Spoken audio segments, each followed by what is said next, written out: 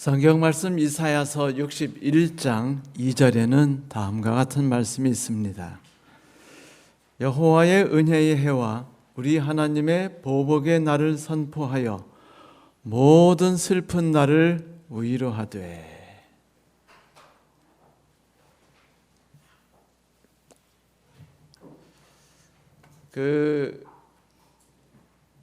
서양 동요에 보면은 다음과 같은 동요가 있습니다. 고향아 고향아 어딜 다녀왔니? 여왕을 만나러 런던에 다녀왔지. 고향아 고향아 거기서 무얼 하고 왔어? 의자 밑에 있는 작은 쥐를 놀래어 주었지. 원래 이제 이 노래는 Pussycat, Pussycat, Where have you been? 이라는 노래입니다. 이 노래를 들으면서 우리는 참 고양이가 어리석구나, 여왕을 만나러 가서는 왜 쥐만 놀래켜주고 돌아오나 라고 생각하시겠죠. 고양이 본성이니까 우리가 어찌할 수 있겠습니까?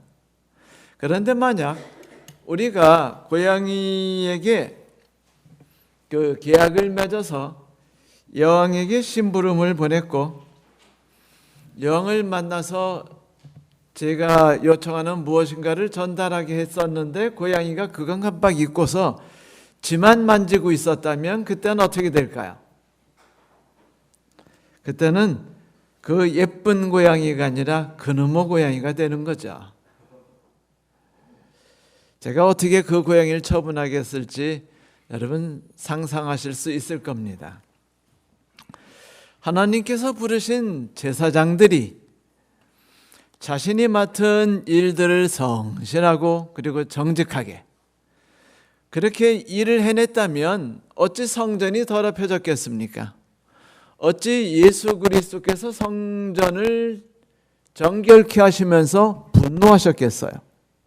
그것은 하나님의 일을 맡아서 거룩한 전에서 모든 가련하고 불쌍한 영혼들을 위해 일하는 제사장들이 자신들의 일을 하지 않았기 때문이었습니다. 그때 왕이신 예수 그리스도께서는 거룩한 분노와 함께 그 모든 성전을 정결케 하심으로 그들에게 강력한 경고를 하셨죠. 그런데 이제 왕께서는 조금 더 나아가서 그 악하고 게으르고 이기적이고 자기만 아는 제사장들과 성전을 심판하시는 당신의 모습을 비유적으로 보여주려고 하십니다. 이제 우리는 여기에 관한 안타깝고도 슬픈 이야기를 듣게 될 것 같아요. 성전 마태복음 21장 18절부터 19절에 보면 예수님의 행적이 이렇게 나타나고 있습니다. 이튿날 아침에 예수께서 성 안으로 들어오시다가 마침 시장하시던 참에 길가에 무화과나무 한 그루가 서 있는 것을 보시고 그리로 가셨다. 그러나 잎사귀 밖에는 아무것도 보이지 않았으므로 그 나무를 향하여 이제부터 너는 영원히 열매를 맺지 못하리라 하고 말씀하셨다. 그러자 무화과나무는 곧 말라버렸다. 여러분, 무화과나무 길러보시거나 혹은 주변에서 보신 적 있으신가요? 보셨죠? 키가 얼마나 든가요? 네?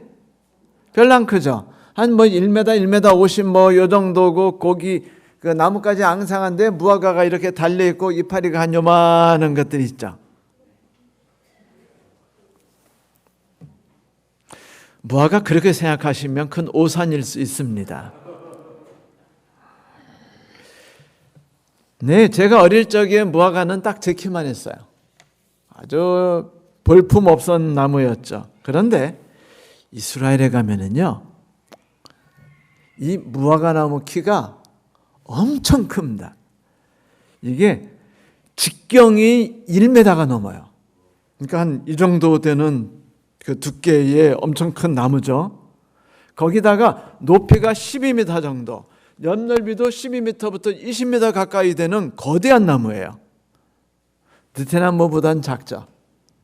느티나무는 한 20m가 훨씬 넘죠. 옆넓이도 20m가 훨씬 넘을 겁니다만, 그러나 무화과나무가 큼직하고 잎사귀들이 넙직넙직했는데 여기서 나오는 수분이 쫙쫙 발산이 되면은요, 그 무더운 여름에 그 동네 어르신들이 무화과나무 밑에서 쉬고 놀 수 있었어요.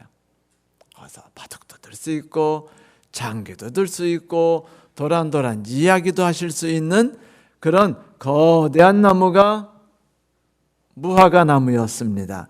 뭐 그 밑에 20-30명이 둘러앉아도 다 여유 있게 그늘 아래서 쉼을, 그 시원함을 즐길 수 있는 그만한 나무였죠. 자, 그럼 그만한 느티나무 보신 분? 저 느티나무래네. 무화과나무. 저도 못 봤고 여러분들도 못 봤고 그렇습니다만, 제가 그 무화과나무를 사진으로 봤는데 저는요, 평상시보다 엄청 큰 그 사과나무인 줄 알았고, 그리고 느티나무 기분이 나는 나무였어요.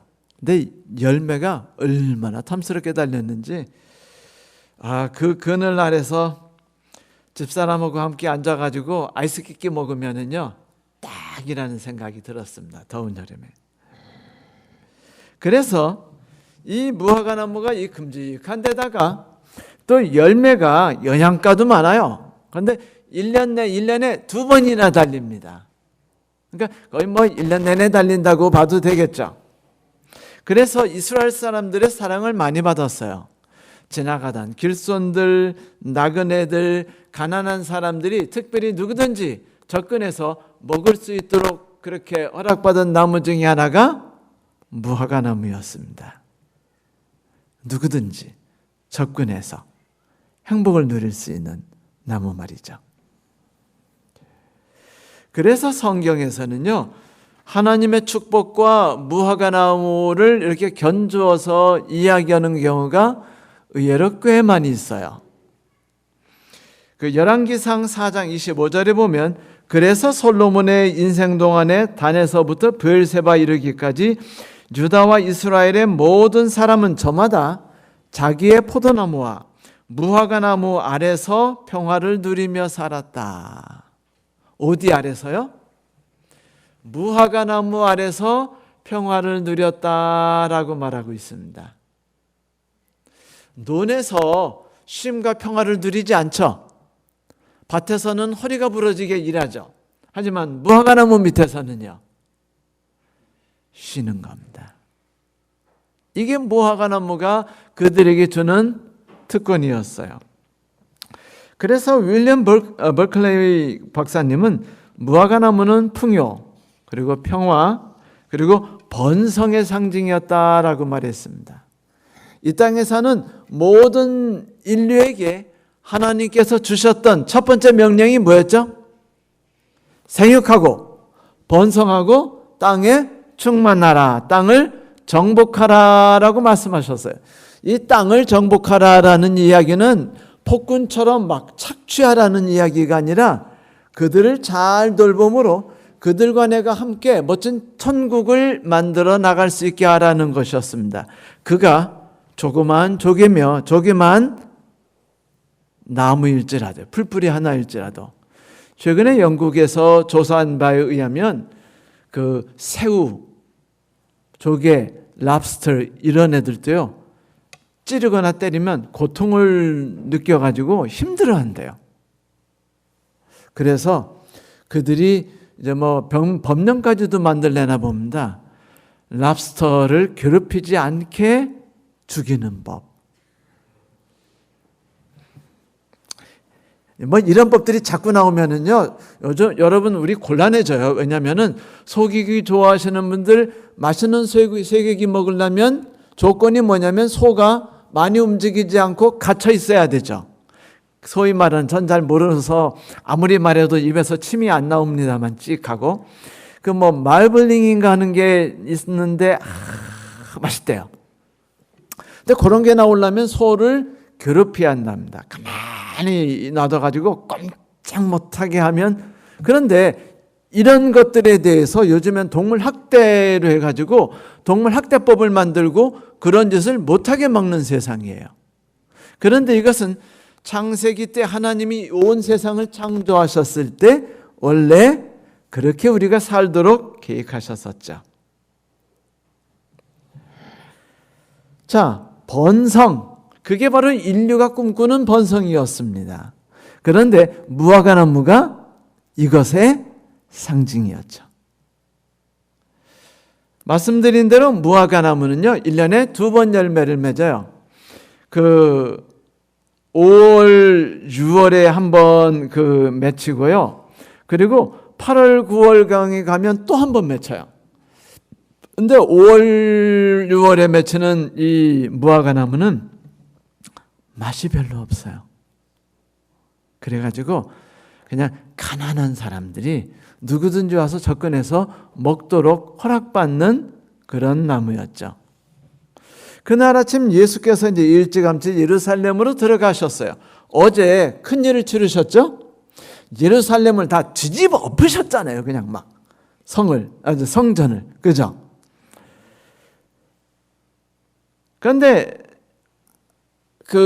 베다니 쪽에서 아마 계시다가 다시 나오셨는데 모르는데 아침을 제대로 못 드셨나 봐요.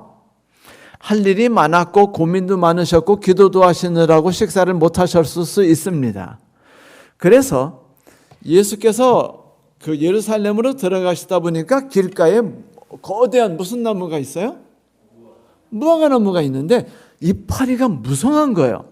이파리가 무성하다는 것은 무화과나무에 뭐가 달려있다는 거냐면 무화과가 이미 맺혀 있다는 겁니다.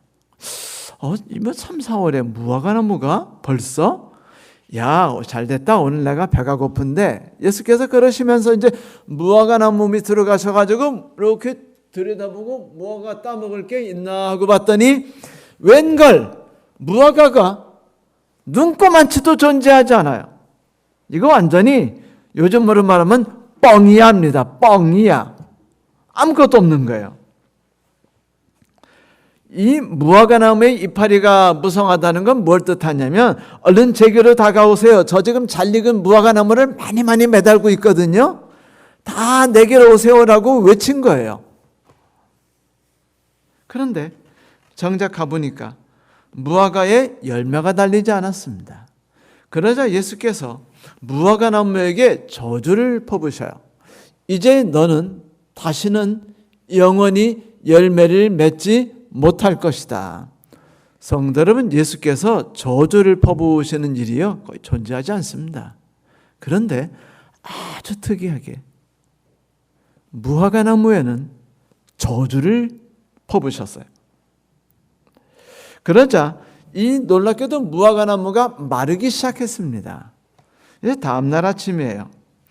이 모든 이스라엘 사람들에게 풍요로움과 평화 그리고 번성을 상징했던 무화과나무, 그들의 삶 자체였고 하나님을 믿는다는 것이 무엇인지를 항상 상기시켜주는 이 무화과나무가 말라 죽은 걸 봤을 때 제자들이 깜짝 놀랐습니다. 그래서 예수님, 무화과나무가 말라서 죽어버렸네요 라고 말했어요.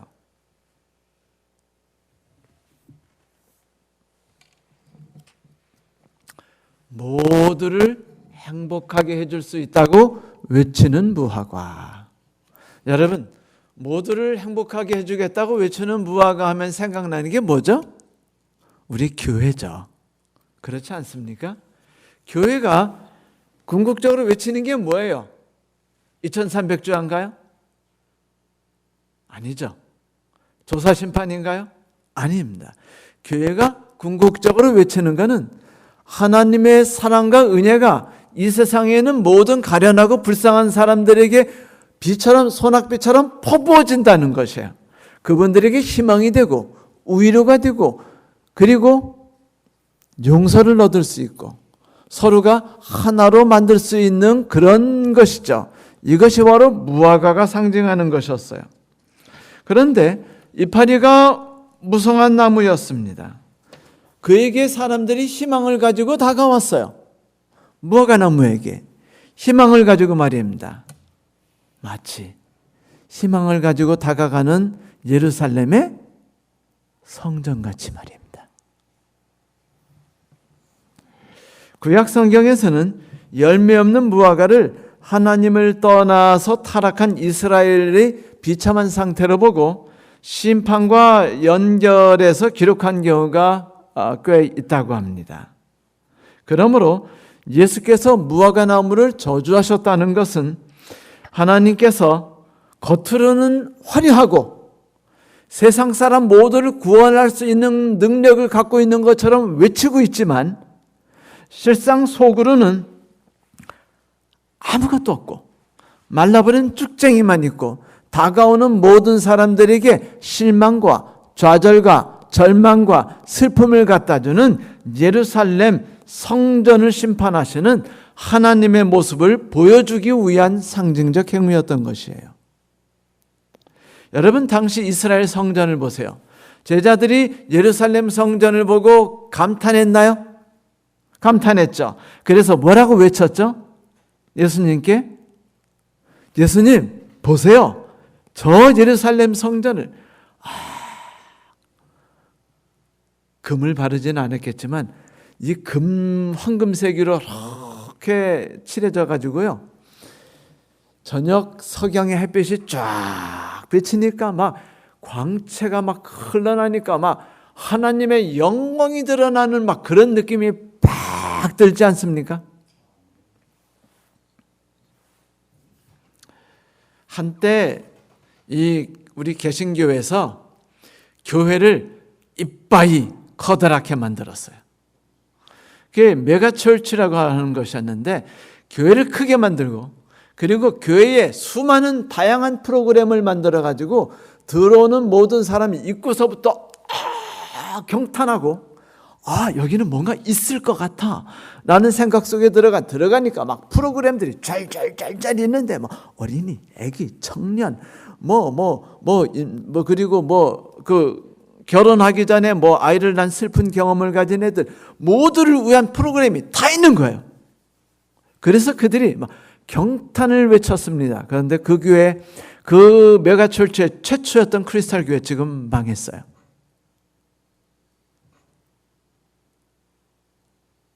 중요한 것은 외모가 아니고 그들이 보여주는 프로그램이 아니라 그들이 정말 다가오는 자들에게 먹여줄 수 있는 달콤한 무화과 열매, 작은 거지만 바로 그거 하나였죠.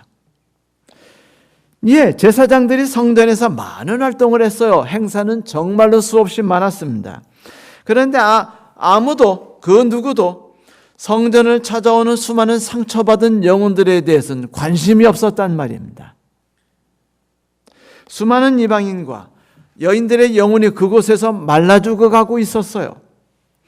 수많은 이스라엘 사람들이 상처를 받아서 다가왔지만 치료를 받지 못한 채 죽어가고 있었습니다. 백성들은 구원을 찾아 헤맸지만 정작 구원의 통로가 되어야 할 성전이 찾아오는 교인들을 대상으로 돈과 권력을 얻고 있었어요. 이런 교회들을 보면서 역사적으로 많은 사람들이 분노했고 마음 아파했던 사실을 아십니까? 영국에 여러분들이 잘 아시는 그 샬럿 브론테, 그녀가 그 제인 에어라는 책을 썼죠. 다 보신 책이죠. 거기에 보면은요, 그 고아원을 운영하는 그 분이 있었어요. 미스터 브라코 허스트라는 분이었는데, 그냥 요즘 그 1, 2년 전에 불쌍한 한국의 그 여인들, 할머니들을 돕는다면서 모금했던 어떤 분처럼 그렇게 그 앞뒤가 다른 일들을 했던 것이에요. 이분이 고아들을 위해 학교를 열었고요, 고아원을 만들었습니다. 그래가지고 후원금을 받았어요. 그래서 그 학생들에게 그리스도인의 덕을 가르쳤어요. 왜냐하면 그 아이들에게 그리스도인 삶을 가르쳐줘야만이 돈을 삥땅 칠 수 있었기 때문입니다. 훔쳐먹을 수 있었어요. 그는 아주 신실하고 멋진 그리스도인처럼 보였어요. 그러나 실상 창기와 세리에게는 가장 악독한 사람이었죠. 고아들에게 타서 못 먹게 된 음식을 주지 않고 새 음식을 주는 것은 그리스도인의 법칙에 어긋난다고 주장했습니다. 이유인즉슨 예수님과 제자들이 많이 굶었다는 거예요. 겨울의 따뜻함은 그들에게 새 속에 안주하게 할 수 있대요. 그리스도인은 고통받으며 자리에 훌륭한 사람이 된답니다. 그런데 하나님이 주는 고통이 아니라 내가 고통을 이렇게 대신해서 드리겠다는 거예요. 그래가지고 고아들에게 헐벗음과 굶주림을 미덕으로 가르쳤어요. 먹이지 않고 입히지 않아서. 그래서 이제 그가 이제 후원자에게 이렇게 말합니다. 간절하고 막 불끈불끈 눈에 막 불길이 솟아오르는 그리스도인의 애정을 가지고 이렇게 말해요. 사모님, 제가 신뢰를 하나 들려드릴게요. 이 아이들을 양육하는 제 교육 철학은요, 얘네들이 사치와 방탕에 빠지지 않고 고통을 이길 줄 아는 인내심을 가지고 자기를 부인할 수 있는 마음을 가르치는 것입니다. 성경에는 사람이 떡으로만 살 것이 아니라 하나님의 입에서 나오는 말씀으로 산다 하였지 않습니까? 또한 나로 인해 고통당하는 너희에게 복이 있다라고 하지 않았습니까? 사모님, 저는 이 세상이 아닌 저 세상에 왕국을 두신 주님을 섬기고 있죠.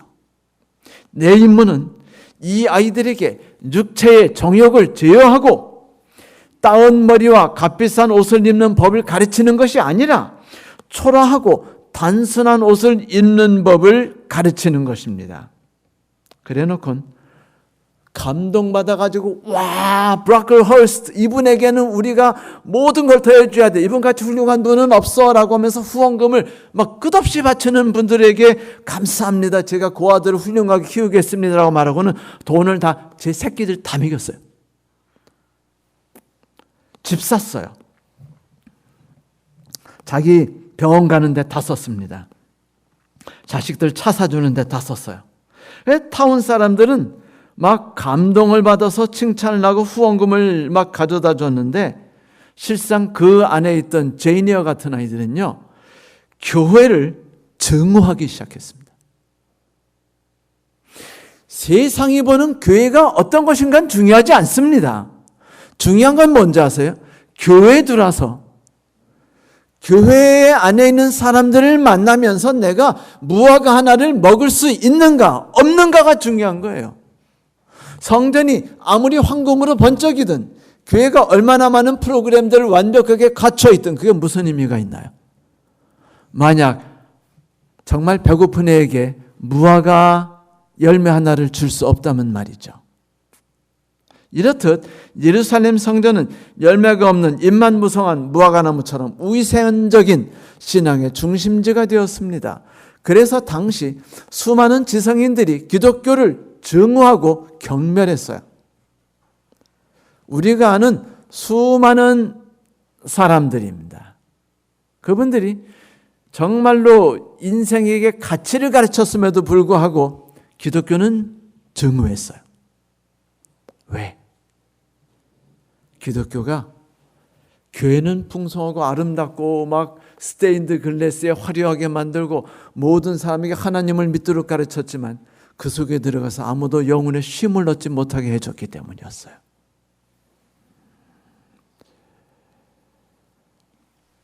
그래요, 성도 여러분, 열매 없는 이파리만 가득한 무화과 나무는요, 거기에 가까이 오는 모든 이에게 슬픔을 줍니다. 절망을 갖다 줘요. 열매 없는 무화과는 그리스도인과 공언하는 가짜 신앙입니다. 열매가 없는 교회를 상징해요. 교회를 직장 때문에 억지로 다니는 것처럼 다니지만 교회의 아름다움을 배울 수 없는 겁니다. 그냥 부모 때문에 부모를 따라서 다니고 그리고 문화처럼 입는 옷으로 입었던 모든 이들 교회를 가까이 합니다. 그렇지만 마음속에 교회에서 쉼과 위로와 은혜를 얻지 못한다면, 하나님께서 주시는 평안을 누리지 못한다면 그 교회는 이파리만 무성한 무화과 나무입니다. 그것이 바로 당시 상황이었어요. 피 같은 시간을 내가지고 교회를 다녔더니 뭐 큰 은혜 받는 거 없어요. 또한 내적인 진정한 변화가 느껴지지 않아요. 교회 가니까요, 교인들도 똑같이 서운해해요. 교회 가니까 교인들도 똑같이 섭섭해합니다. 교인들도 똑같이 화를 내더라고요. 똑같이 억울하대요. 똑같이 이기적으로 살아가고요.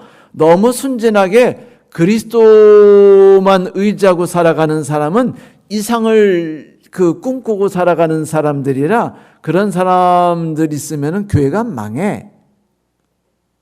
네, 그러니까 음성이 그것으로 인해 상처받은 사람에게 아무리 속삭여도 마음에 감흥이 없게 돼버려. 왜? 나만 그런가? 우리 엄마도, 우리 아빠도, 우리 교회 장로님도, 목사님도 다 그러시는데, 교회가 다 그런 거지,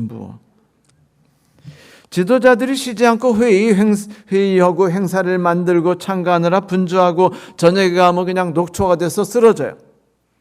그래서 의무를 이행하는 사람처럼 아무 생각 없이 시계추처럼 왔다 갔다 교회를 갔다 하고 성전을 왔다 갔다 하고 행사에 왔다 갔다 합니다. 그런데 아무리 교회를 다녀도 목사님이 은혜로 없는 목사님 설교가 언제 끝나는 생각만 자꾸 들고, 그리고 도대체 12시가 다 됐는데 왜 안 끝날 분위기지? 라는 생각을 자꾸 하게 되고, 언제가 돼야 내가 자유를 얻어서 집에 빨리 가게 될까? 옷 갈아입고 푹 쉬고 싶은데, 이런 생각이 든다면은 교회 잘못입니다. 교회가 이파리만 있고 열매가 없는 것이에요. 그렇습니다. 거기에 쉼과 기쁨을 주는 포도와 무화과가 없었어요. 그래서 아담과 하와가 그 무화과 나무 잎으로 자기를 가린 것처럼 그들 모든 교회들이 무화과 나무 잎으로 자기를 화려하게 치장했지만 맛있게 익은 열매는 전혀 달고 있지 않았던 것이었습니다. 보십시오, 성도 여러분. 예수께서 이 악한 무화과 나무를 공격하고 심판하고자 하셨습니다. 성경 이사야서 61장 1절과 2절에 보면 예수께서 이런 일을 하실 것에 대해서 성경이 예언한 바 있죠. 주님께서 나에게 기름을 부으시니 주 하나님의 영이 나에게 임하셨다. 주님께서 나를 보내셔서 가난한 자에게 기쁜 소식을 전하고 상한 마음을 싸매주고 포로에게 자유를 선포하고 갇힌 사람에게 석방을 선언하고 주님의 은혜의 해와 우리 하나님의 보복의 날을 선언하고 모든 슬퍼하는 사람을 위로하게 하셨다. 그래요. 이게 교회가 하는 일이었고 이것이 바로 예수께서 하시는 일이었습니다. 뭐라고요? 자유를 선포해요. 그리고 보복과 신원을 선언합니다. 그래서 모든 슬퍼하는 사람들을 다 위로하셨다고요. 성경에서 이사야서는 우리에게 이렇게 말했죠. 하나님께서 세상 모든 사람을 위로하기 위해 두 가지 일을 하신다. 몇 가지 일이요? 두 가지. 첫째는 은혜의 해를 선포하는 것입니다. 뭐라고요? 두 번째는요, 보복의 날을, 하나님의 보복의 날을 선언하시는 겁니다. 그날 아침 성전에 들어가시면서 잎만 무성하고 열매가 없는 무화과 나무를 심판하신 것은 이스라엘 사람과 그 지도자들에게 하나님의 보복의 날이 가까웠음을 선언하신 거예요. 그 지도자들이 누구죠? 영혼이 상한 사람들, 심령이 가난한 사람들, 그 다음에 애통하는 사람들, 목말라 하는 사람들, 이 모든 사람들에게 하나님의 은혜의 통로가 되어서 그 솟아나오는 생수를 그들에게 연결해 주지 못한, 왜냐하면 수도꼭지는 15개 해놨는데 중간에 다 막았거든요. 중간에서 따로 뺐어요. 그들에게 심판의 날을 선언하는 겁니다. 보복의 날을 심판하는 거예요. 그래서 그들을 치워버리시면 어떻게 되죠? 하나님의 생수 같은 은혜의 강이 모든 분들에게 여과 없이 흘러갈 수 있기 때문입니다. 이렇게 되면 성전은 그 모든 다가오는 사람들에게 하나님의 생명과 축복을 나눠줄 수 있었죠. 그러나 지금의 모든 교회들이 대부분 하나님의 생명과 축복을 나눠주지 못하고 있는 상황입니다.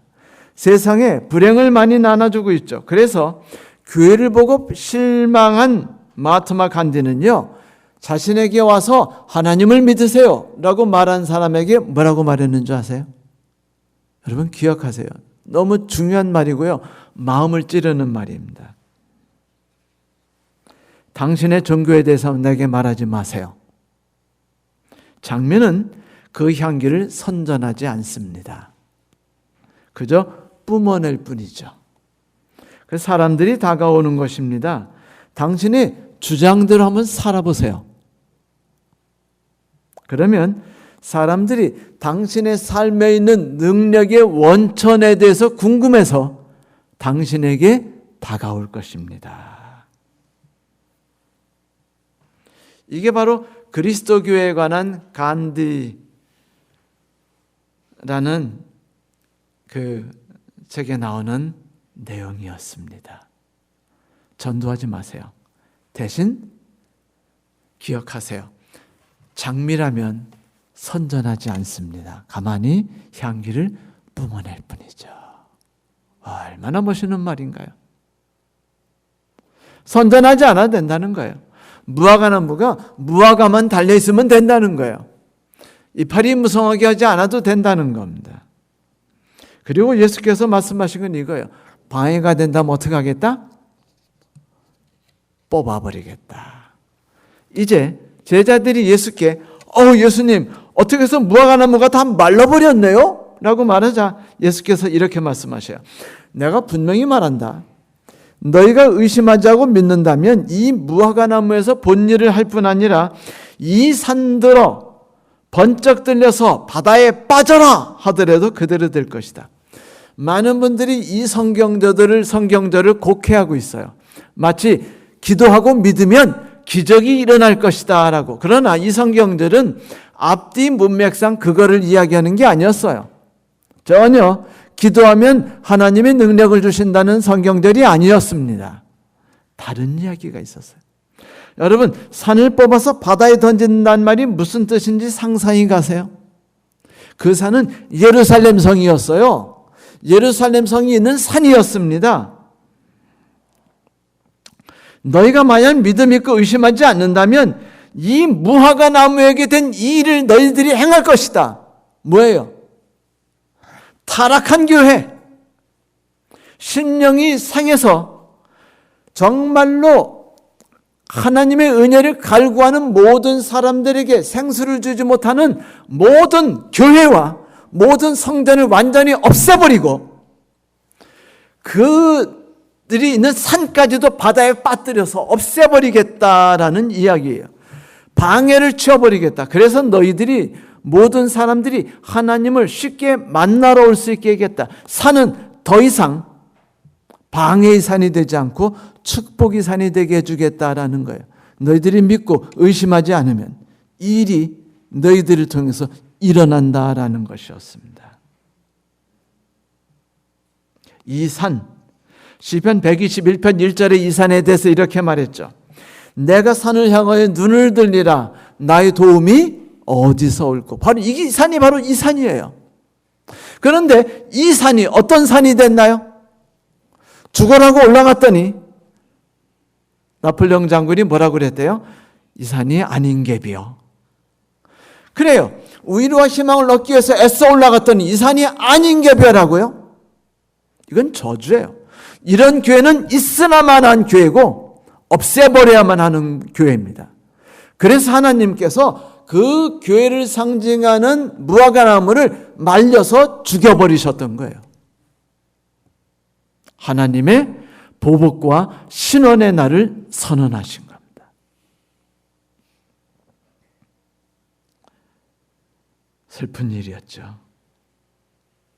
이제 능력을 잃어버렸으니 뽑혀서 버려지는 것이 당연해진 이 무화과 나무처럼 예루살렘 성전은 그렇게 될 것이었습니다. 아니, 실제로 예수께서 십자가에 달려 돌아가신 지 몇십 년이 되지 않아서 그 아름답던 예루살렘 성은 완전히 폐허가 되어버렸어요. 분노한 로마 병정에 의해서 아무리 타이터스 황제와 모든 분들이, 장군들이 목숨을 걸고 막으려 했지만 분노한 이 로마 병정의 그 마음을 막을 길이 없었기 때문에 하나님의 선언에 의해서 이 예루살렘 성은 완전히 회파되어 버렸어요. 역사와 문명을 자랑하던, 영광을 자랑하던 아름다운 성은 그렇게 사라져 버렸죠. 이 땅에서 영원히.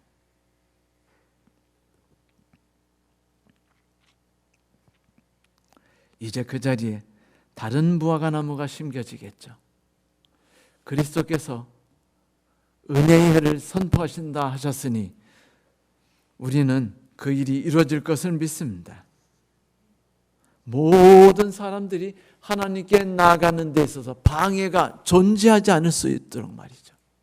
제가 바라는데 내가, 그리고 우리가 그런 열매 없는 무화과 나무가 되지 않기를 간절히 소망합니다.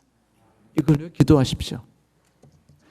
은혜의 해가 우리에게 오기를 선언받는 건 좋지만 보복과 신원의 날이 우리에게 선언되도록 하지 않게 해달라고 간절히 기도하시기 바랍니다. 마틴 루터 킹 목사는요, 사람들에게 이런 말한 적이 있어요. 삶에 있어서 가장 중요한 질문은 다른 사람을 위해서 무엇을 하고 있습니까? 라는 질문이다. 사랑하는 성도 여러분, 내가 다른 사람을 위해서 무엇을 하고 있습니까? 한번 자기의 마음속에 질문을 해보신 적이 있습니까? 내가 나의 가족에게, 나의 시부모에게, 나의 처가댁에게, 나의 친구들과 직장 동료에게, 혹은 교회 동료 집사님들에게 내가 어떤 일을 했었던가 한번 가만히 생각해 보세요. 시온산에서 그리스도인들의 영광스러운 후손이며 직계라고 자부심을 가지고 뽐내며 최고의 영광을 누리던 저 사람들은요, 자기들의 유익과 자기들의 즐거움만 추구했어요. 그래서 그들은 하나님의 성전을 강도의 구렬로 만들었습니다. 모든 성전에서 하나님의 의료와 치료를 깨끗이 날려버렸어요. 그래서 이제 예수께서 제자들을 통해 세상 모든 사람에게 선언하십니다. 그대, 저 가련한 사람들이 하나님께 나아가는 길 위에 가로막힌 산이 돼서 바닷물에 빠지려는가? 아니면 그 장애물을 치워서 많은 사람들이 예수님께 나아갈 수 있도록 하는 사람이 되려는가? 성도 여러분, 기도하십시오. 우리가 하늘을 향해서 막힘없이 앞으로 전진해 나갈 수 있도록. 그리고 기도하세요. 우리로 인해서 누군가 하늘로 향해 나가는 길이 막히는 법이 없도록 나아가 힘써 기도하십시오. 사단이 내가 있는 이 교회에서 일할 공간이 없어지게 할 수 있도록. 마지막으로 권하노니 기도하십시오. 우리의 산과 같은 이기심과 세속적인 생각들이 다 저 바다에 빠쳐지도록, 내가 빠쳐지는 게 아니라 내 마음속에 있는 그런 이기적이고 악한 생각들이 빠쳐지도록 말입니다. 그래서 나를 비롯한 세상에 사는 수많은 가련한 사람과 불쌍한 사람들이 하나님의 그 아름다운 성전에 값없이 쉽게 접근할 수 있도록 말입니다. 감사합니다.